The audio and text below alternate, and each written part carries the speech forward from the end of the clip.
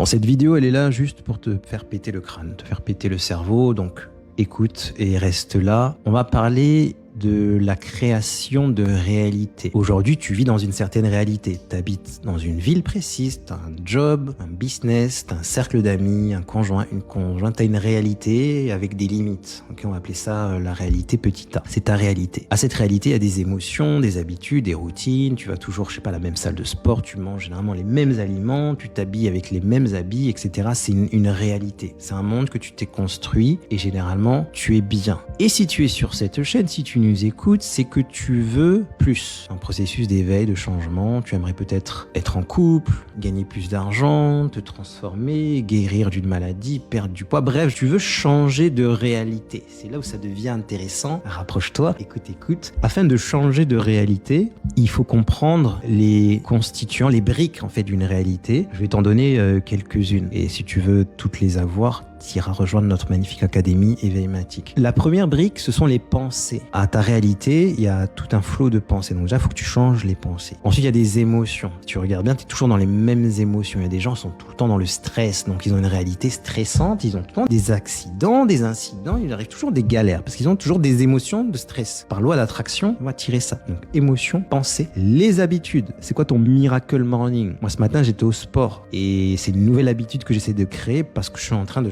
changer de réalité. Je veux être dans une réalité où Lionel, il est sportif. Donc forcément, j'aurai une réalité qui va changer. Quelles sont tes habitudes? Le matin, le soir, est-ce que tu fais le rituel du rituel, la takia? Tu connais la takia? C'est le rituel des rituels. Rituel du matin, rituel du soir, afin que ta journée soit sous la protection de tes guides et qu'il t'arrive rien. La takia, c'est magnifique. Donc les habitudes. Petit 4, c'est aussi notre identité. L'image que tu as de toi. Qui tu es? Tu te définis comment? Est-ce que tu es une mère au foyer? Est-ce que tu es un consultant? Est-ce que tu te définis comme un chaman? Ça va influencer ta réalité. Est-ce que tu te définis comme quelqu'un qui a pas de chance? Est-ce que tu te définis comme une victime? Ça va influencer ta réalité. Et ensuite, il y a ton énergie. Quelle est ton énergie? Ton niveau d'énergie, je parle souvent des niveaux d'énergie. Est-ce que tu es en basse vibration? Tu auras une réalité de basse vibration. Ou est-ce que tu arrives à être en haute vibration, à vibrer très très haut des énergies comme, je sais pas moi, le bonheur, qui est une énergie, un mélange un peu entre émotion et énergie. Donc voilà quelques constituants, il y en a d'autres, comme ton environnement. Si tu déménages, tu changes de réalité, tu vas expérimenter un autre univers. Le but du jeu, c'est de le faire consciemment. Donc choisir des pensées